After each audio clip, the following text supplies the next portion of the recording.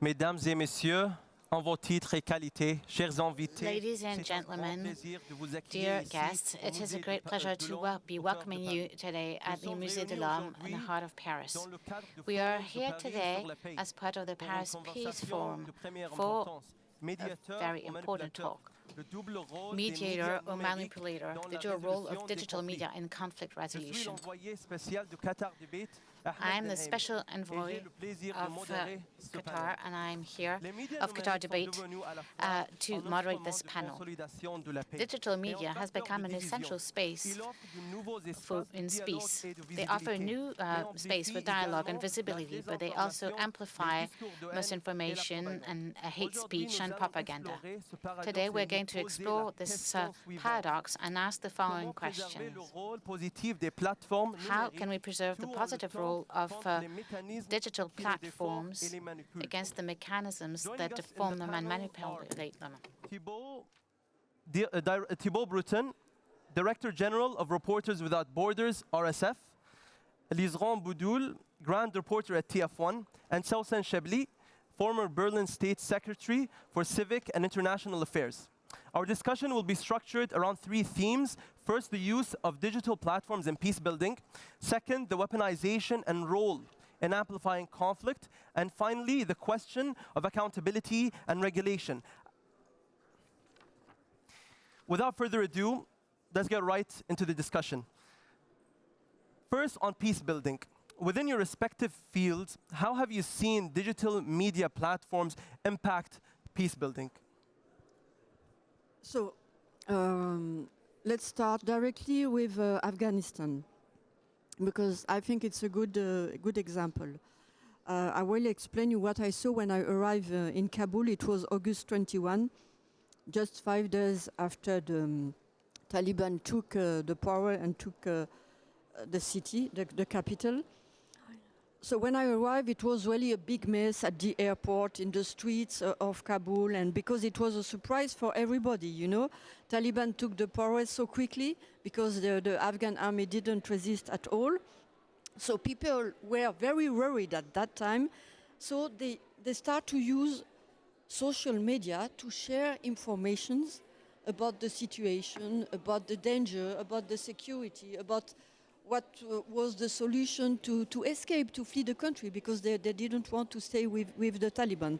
So, Taliban had at that time another priority. They wanted to secure the capital, and they wanted to control the city. So, I noticed at that time that it was very useful for the people and essential for them, because they could communicate between each other and they could find the way to understand what was the event, because again it was important, it was a surprise. And I was there to make a report because it's my job, on the ground reporting. So I led the social media, and I was in the street, I was talking to the people, I was making my job, doing interviews, get testimonies, try to understand the context and the situation with the new Taliban, they call as this. So, but I remarked very, very, very fast that the Taliban were the same as in the past, 20 years ago. The only difference was that they use also social media. They use social media to communicate about them, to say that they were now moderate Taliban, that they want peace, they want security. The reality was the opposite. Would you say that there is a difference in what or which audience is targeted by legacy media and digital media? What do you mean? Like, for example, in your mentioning of Taliban and how they used social media to improve their image. Do you find that there's a different reach in the audience, whether it is legacy media with journalists on the ground and traditional media in that sense, compared to digital media? No, the problem is that they use social media, the Taliban, this kind of repressive regime and all the dictatorship to to make their own propaganda. But we try to do our job. That means we are not here to let these methods going, like we have to check the information. We have to get testimonies, to know and to understand what is the real context, to explain it, to make the report. So at that time, the Taliban, they were very clever. They communicate in different language. And even now, the spokesperson of the government, of the Taliban government, he used Twitter every day in different language. English, Pashtun, of course, it is the Taliban language, but also Arabic. So they want to show the world that they are very open-minded people. So in the reality, it's completely the opposite. You know, people who use social media, I talk about Afghan people, they are now under the control because the Taliban, they, step by step, they start to control social media because they were considering, and they consider till now, that the social media used by the Afghan people are like a resistance against them. So even at the beginning of this month, yes, it was 3 weeks ago, they decide to cut off internet. And that is the situation now. I guess it shows, like, when you cut off the internet, the role of digital media. I guess it's very important to control. Exactly. They think that it is so essential because it is a resistance against them. So they have to control it as much as possible. And it is the situation now that the people, they take a lot of risk when they try to communicate and to use social media in Afghanistan. I'd like to move to Sausan and touch on the idea or the use of digital media in the Palestinian struggle during the war on Gaza. How instrumental was digital media in this new frontier, if we could call it? Thank you first of all. Can you hear me? Yes. Thank you first of all for having me. Let me give you a bit of a context when we speak about social media, because people say social media is just a parallel universe. You don't need it.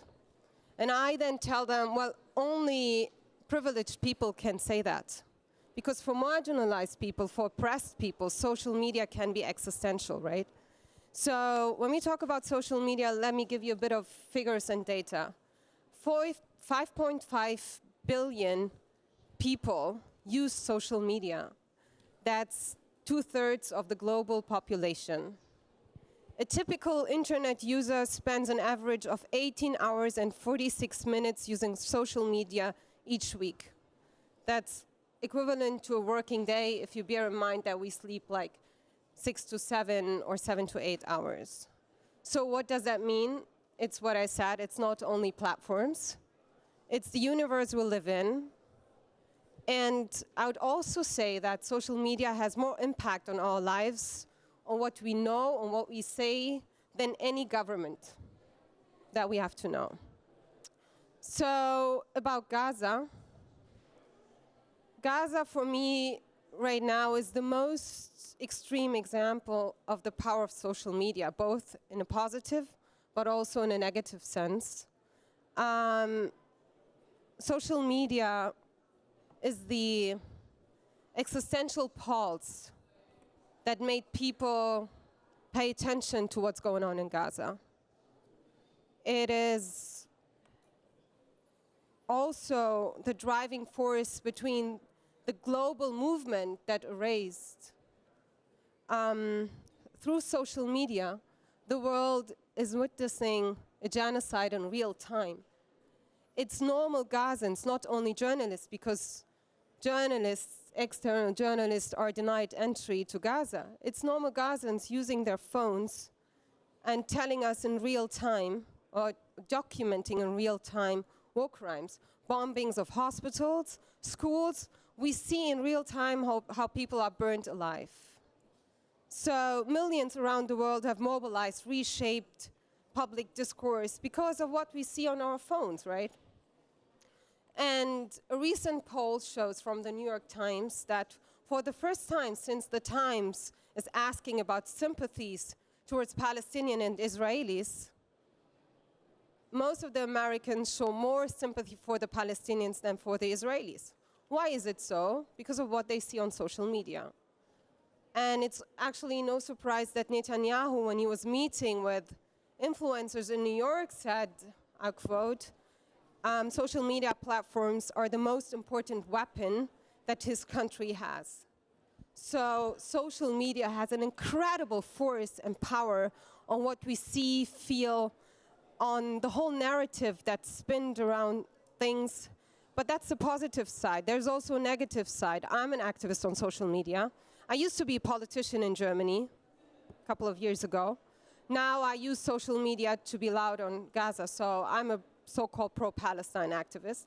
And I can tell you from my own experience how social media platforms also silence our voices. Like when I post on Instagram about Gaza, many of my posts are deranked, shadow banned, suppressed.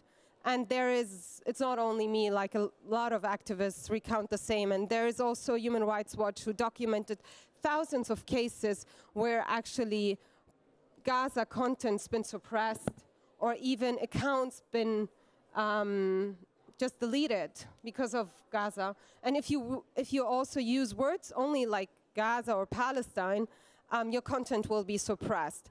And Meta's own oversight board later confirmed actually the excessive moderation of Arabic content, including a blanket ban on the word shaheed. Like all of the people using the word shaheed, which is matura, like their content has been erased. So millions of posts have been erased by Meta only for the cause that they used the word shaheed. And another thing that I want to mention, there is an organization called Hamle, a Palestinian organization. They recorded thousands of shadow ban posts. Visibility drops the moment you use the word Gaza and Palestine. So yes, social media is an enormous power. It's an enormous instrument for marginalized voices, oppressed voices, especially in Gaza. We would know nothing about what's going on in Gaza without social media. But then, of course, there's the accountability of the big techs and their complicity in silencing Palestinian voices and silencing pro-Palestine activism by shadow banning, deranking, and suppressing pro-Palestine content. I think definitely curation and censorship illustrate the importance of digital media's role in peace building. And when it comes to peace building, Thibault, what mechanisms do you believe could shift digital media platforms away from amplifying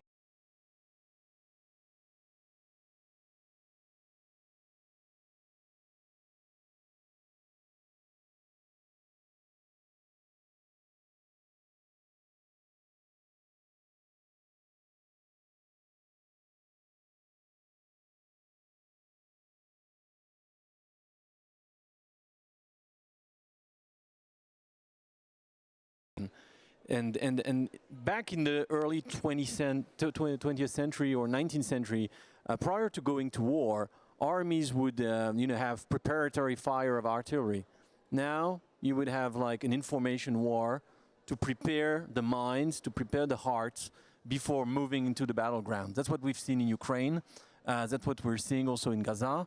And I think it's very important to acknowledge where we stand. I mean, sure, social media and tech companies enable, and I praise them for upholding the content, for example, facing Roskomnadzor, the Russian censorship authority. But it also ensures civic participation. We're seeing the Gen Z movements, and to some extent, that is creating a space that we badly need in our societies. But at the same time, we feel that there is an erosion of facts.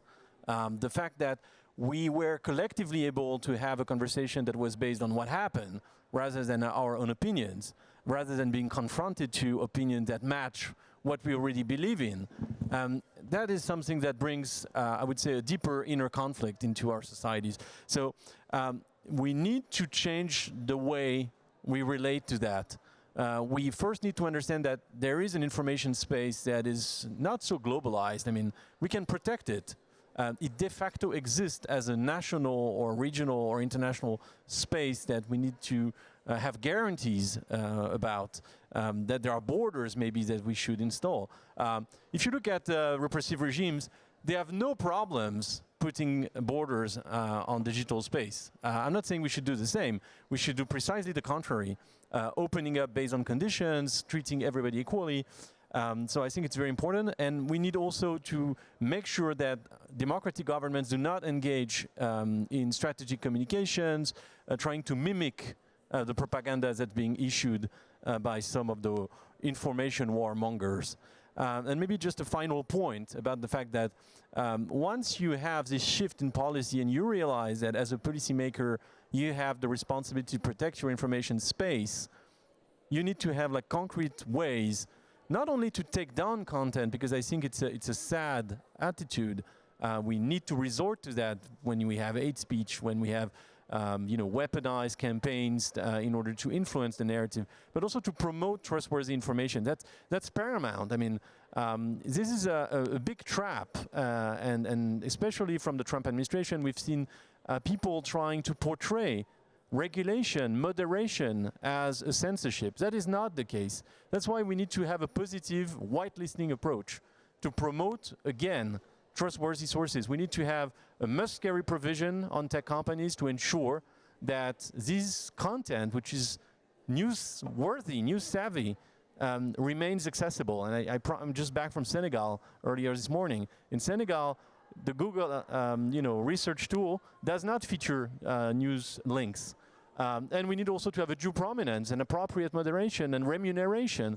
So there are solutions, practical things that national legislation can put in place in order to avoid the importation of conflicts, further polarization of societies, and the survival of our ability for collective peace, or I love the term of civil concord, to be able to agree on the basic principle. Sometimes to agree to disagree, but at least have the facts straight. Absolutely, absolutely. I think I think we have a role also for media, as big media, as TF1, the first French TV channel, because now we have to work with the social media, and sometimes we need them. For example, Gaza, as you told, journalists till now, and since 7 October, we are not allowed by Israeli government to enter inside Gaza. So to do our job, to get testimonies, to make an investigation, it's not possible for us. So we need these people inside, the citizens, maybe journalist citizens, to give us some visual material to explain the situation, to make report here in Paris, but with these fundamental, very essential elements. So, but in the same time, we have to check. We have to be very careful, because we could be also manipulated by some videos, some informations. We couldn't get on the ground because it's not us on the ground. So, and for TF1, for example, now we have fact-checking. Every day we have a sequence on the daily news, fact-checking, where there is a journalist who can check what is true, what is not true on a special information we choose. I think it's very important also for classical media to do this now. Absolutely. I think the increased accessibility of journalism, all you need is a phone nowadays, and everybody can become a journalist now. You just need the telephone, and you send your video and you say this is the reality. So how can we verify this? And for example, in Afghanistan, there is a good example now, because Afghan Taliban, they prefer to have YouTubers or influencers to come in their country to make reports, because they say they do what we want. Okay, so there is a guy whose name is TB Jones, and he was reporting in Afghanistan 1 month ago. He was making very big reports, and he was with the Taliban, but he didn't meet the women, for example. So what does it mean? It means that the Taliban forbid him to meet women, because they don't want that we meet women.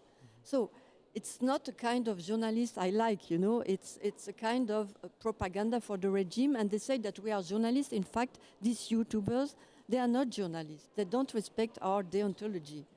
Can I add something to this point? I mean, the reason also why social media has this power is the failure of mainstream media. Like how biased they report, for example, on Gaza. The way they silence voices on Gaza. the way they balance between pro-Israeli and Palestinian voices. Like, I can only talk about German media, but the trust for young people especially in mainstream media is almost zero. Like, they turn, of course, to social media because they feel like, well, this is the truth. They don't check disinformation anymore. They just scroll their screens and say, well, this is the truth, because anyways, mainstream media we cannot trust. And this is a big challenge and also a big threat. And it's the responsibility of mainstream media to try everything to regain the trust, but I don't see them getting there. Absolutely. Consistency in reporting obviously builds the trust between the audience and the reporters. We do see the unique role of digital media that it provides eyes where eyes can't get. When you make visible what is invisible. And it works hand in hand with legacy media, obviously, to inform people who aren't there how the situation is on the ground, which is obviously the role of journalists. With that, we move to the second question about the weaponization of digital media. Some of the fundamental advantages of digital media can be double-edged swords. What makes digital platforms such effective tools for spreading division? Is it the design? Is it the content? Or human behavior? Yeah, I could talk about the Syrian case, for example, because, 6 months ago, I've seen a video. It was just after the massacres in the Alawite region, at the border, Mediterranean Sea, in Syria, with the Alawite community. And I've seen terrible videos with massacres, summary executions, so terrible things. So, I was wondering, well, I want to go, because if it is true, I have to make my report, I have to make investigation, I have to do my job. So when I arrived in Syria, it was maybe 1 week or 10 days after, the new government, the Islamist new government, forbid me to go in this area because they say it's for us, for your security. They always say this, it's for security, but it's not a good argument like Israeli government. But okay, I tried the way to go because it's my job, and I could talk with the people, get testimonies about the massacres with Alawite people. I tried to understand the context before Bashar al-Assad, now, and the change, everything. And at the end, I have been arrested by the forces of the government, and they cancelled, they delete all my film, of my footage, or my interview. So I tried to find a way also to keep some part of the report, because we were hiding something. But at the end, I use also the social media, because I didn't get proofs of what happens. So it was a mix of social media and on-the-ground reporting. So that's also a new way of working for us, reporters, senior reporter, war reporters. We need to find a way to work together. Mm-hmm. I think navigating the current landscape of digital media and reporting in general, what measures do entities such as the RSF take to safeguard media freedom while also tackling issues like viral deepfakes with the rise of AI?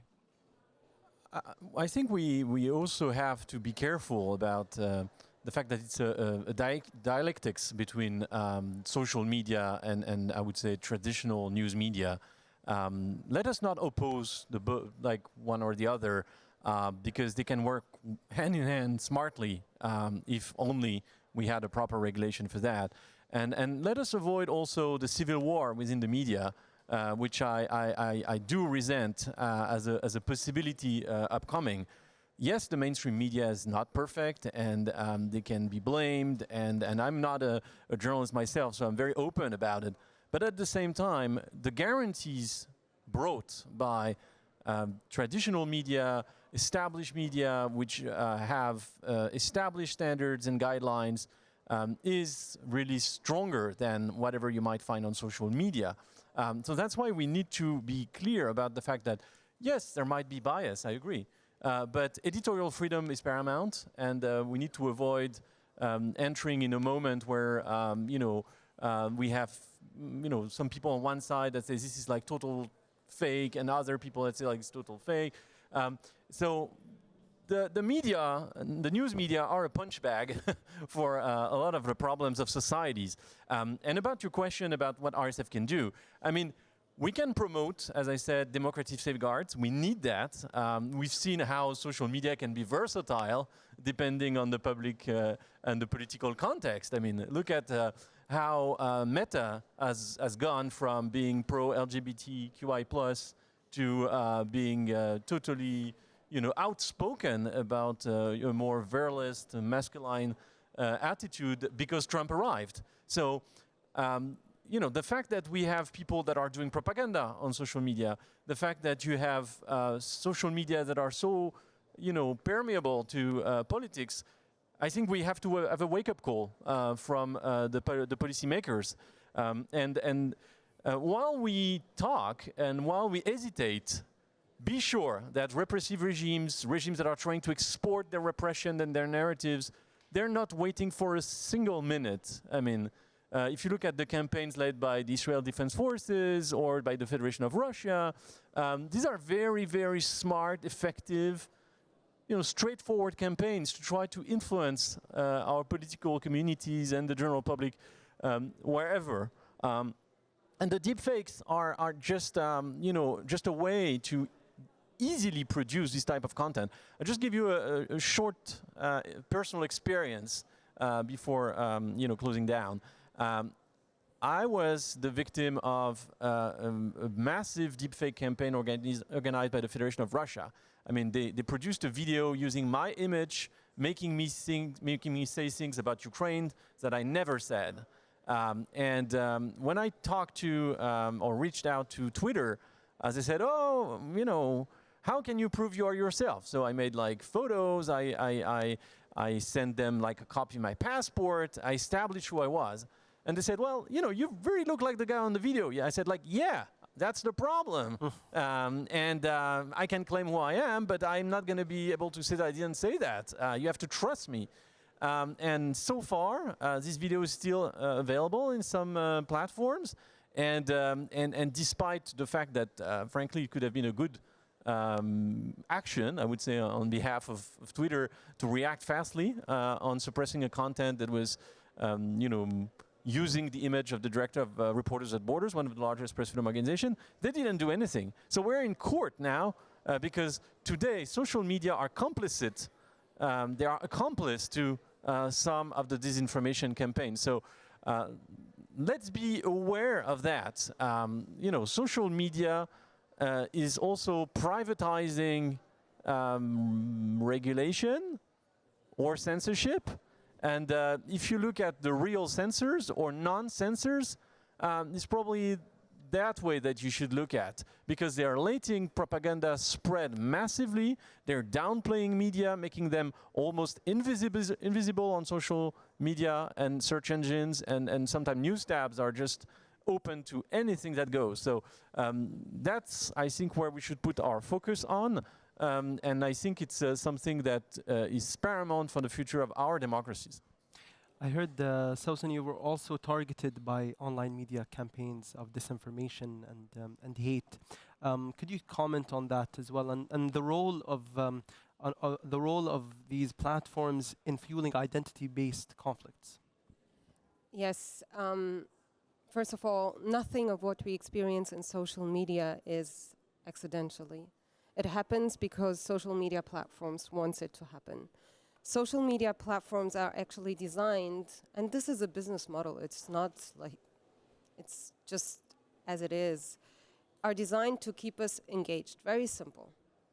And what is it that keep us engaged? It's outrage, it's anger, it's things that trigger us. It's not love, it's not the beautiful story, it's anger. And why is it that in our feeds we always see the things that triggers us and we don't see the things that calm us? Because outrage outrage causes attention, and attention means profit. This is as simple as it is. This is the business model behind social media platforms. That's the reason why we keep on scrolling without being able to stop. It's just addiction, because they want us to be addicted to this. And internal media, Facebook documents revealed that posts that divide and provoke travel faster and wider because they keep us hooked. In other words, polarization is profitable. And there are whistleblowers like Frances Haugen. I wrote a book actually about it, but it's in German. I wrote a book a couple of years ago about how social media actually inflames hatred, especially against minorities, Muslims. And I tell my story of a Muslim Palestinian woman, politician, visible politician in Germany, and all the hate campaigns I experienced and the shitstorms I experienced, and nothing of it was just accidentally. It was triggered, there were networks behind it, and social media platforms didn't do anything. I was getting death threats almost on a daily basis. I spoke to Meta, back then Facebook, and told them, why don't you delete this hate? It endangers my life. They would not react. I had to shut down my Facebook account. I kept on only using Twitter because I felt like there is not an alternative. I have to be visible. I have to be loud. How can I let the others win over me? I want to be there. I don't want them to delete my existence. So I kept on being on Twitter and experiencing hate crimes. So this whistleblower, she exposed that Facebook acted only on 3 to 5% of hate speech and less than 1% of violence-inciting content. And platforms like Meta routinely weaken, as you say, policies that were meant to curb hate. So the reason why there's increasing also anti-Muslim hate in social media is that most of it is not deleted by these platforms. It just stays there forever. And the problem at the end of the day is not only that it stays online, because if it stays online, it would harm us. It does something to you if you're impacted by hate crime and deep fakes and disinformation, like the way me and many of us experience it because we are loud.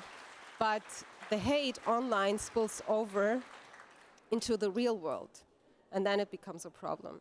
When people begin suicide, or like me, I was attacked on street by a right-wing person who felt like I don't belong to Germany as a Muslim woman. He told me just to get away from Germany, to leave Germany, because of the fact that he was reading nonsense about me all the time on social media. So this is a problem. Platforms play a massive role in fueling identity-based conflict.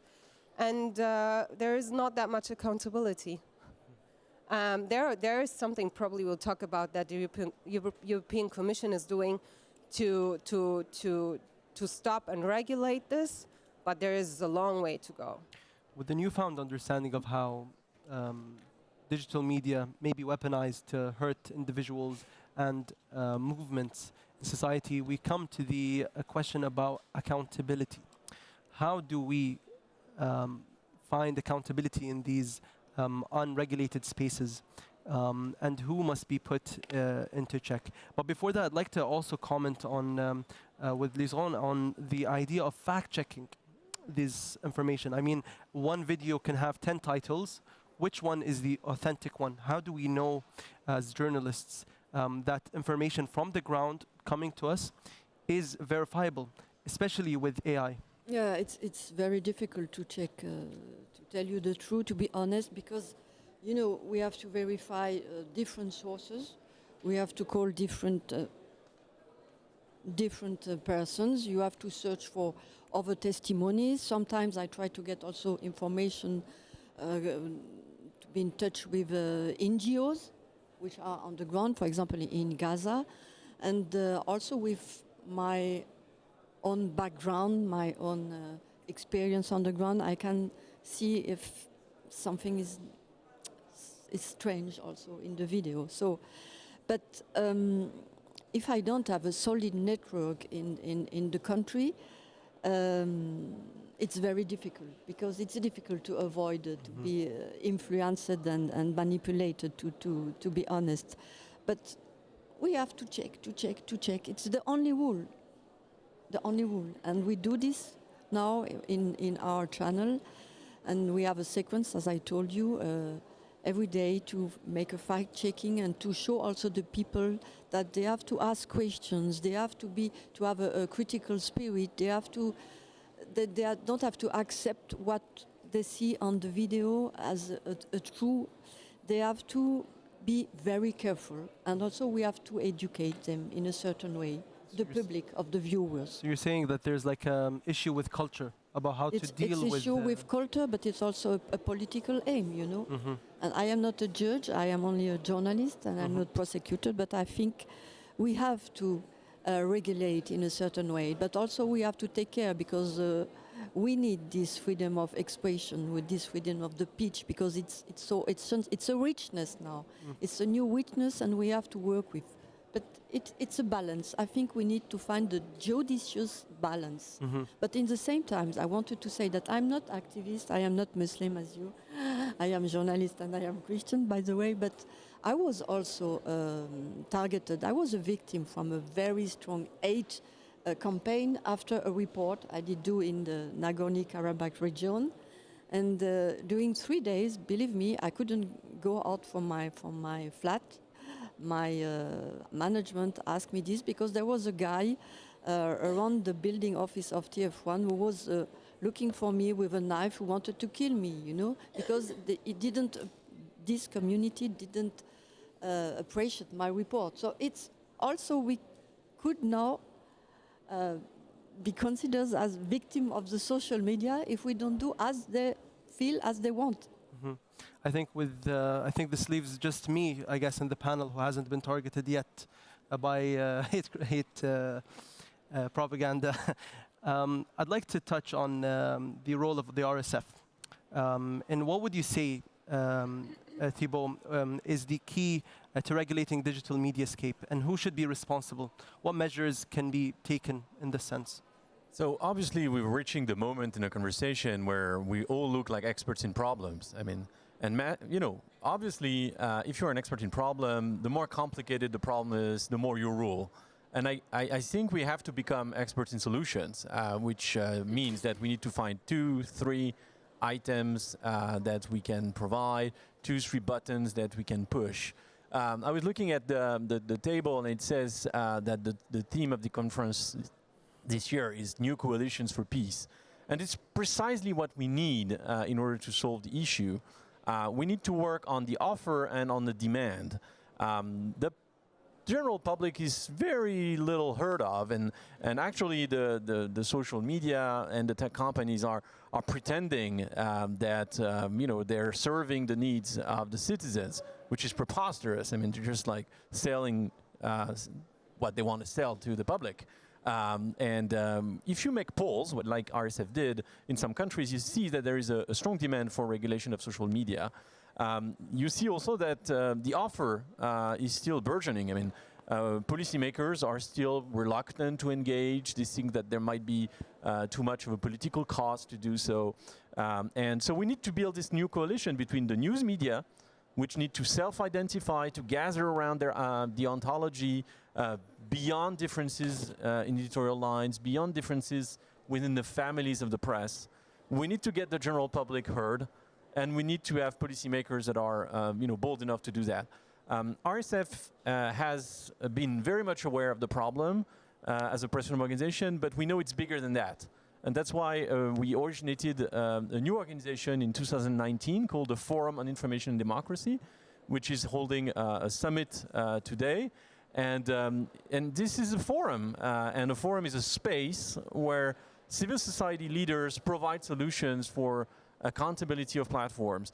We need to avoid falling into the trap of taking down content. We need to avoid having Mark Zuckerberg becoming the editor of the world, the editor-in-chief of the world. That would be like one of the worst ideas. Getting tech companies into a kind of media role would be bad. So we need to find something else to redefine a bit this gatekeeper role of the social media. And at RSF and with the forum, we are in favor of a fiction, which is the fiction of public utility. Because policymakers and news media failed to design and grasp the reality of tech companies, we have let them happen and become, the rulers of the digital space. But in fact, the digital space is a public good. So let's claim back this public good.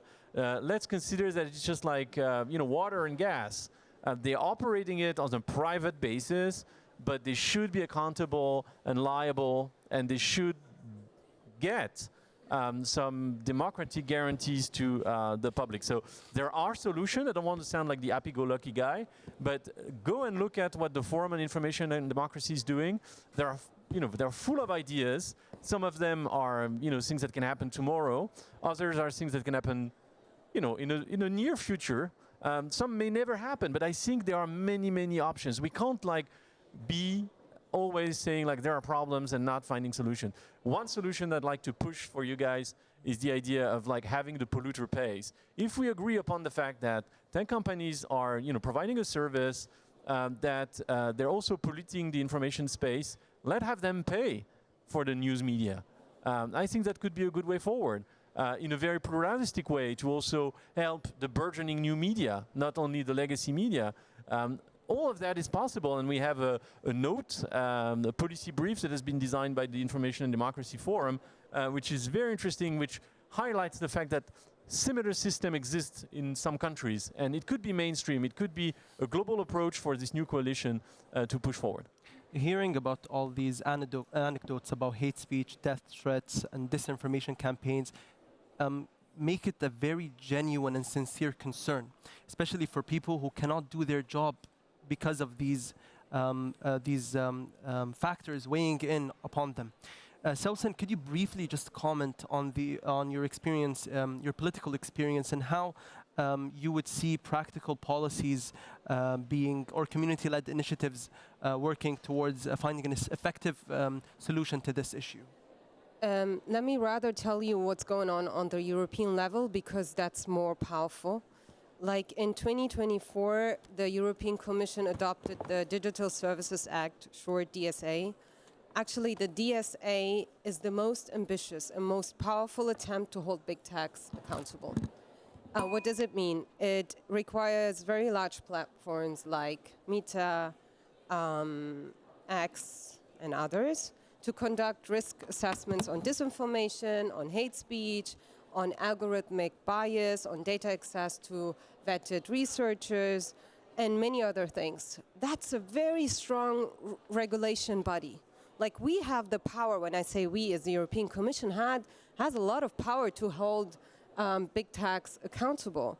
And already violations can lead to fines up to 6% of global turnover, which is a lot of money. That's what you mentioned. In a way, they have to pay for the things that they do. And the Commission has already started enforcing it. Formal proceedings have been opened, for example, against X, disinformation risk management for disinformation and risk management failures. So the European Commission is serious about implementing these regulations, which is, as I said, a very strong regulative legal body to regulate social media platforms. The only thing is that there is still a lack in implementing some of the measures. Why? Because of the lack of the will of some national states, because they don't deliver when it comes to putting resources into regulating social media platforms and so on and so forth. So when I would like to end actually this discussion is to show that we have power also. It's not only the big techs that have power. We have power. The European Commission has power. The DSA is a role model, actually, other countries could also implement to introduce regulation. And I'd also say to those who say, well, regulation is a kind of censorship. No, it's not censorship. It's actually the beginning of responsibility. And this is where we should head at. I think with that, we come to a closure we have heard various perspectives from be it politicians, journalists, and rights groups about the role of digital media. A powerful tool, we can say, but a tool with multiple uses. Whether it is for peace building or weaponization of media, accountability and regulation must be in place. This is a sort of call to action, we could say, that every single stakeholder needs to be aware of and adopt a certain culture to understand and navigate the mediascape. We thank you for your time and your we thank you for your attendance today, and we hope you have found a fruitful discussion in what we have said.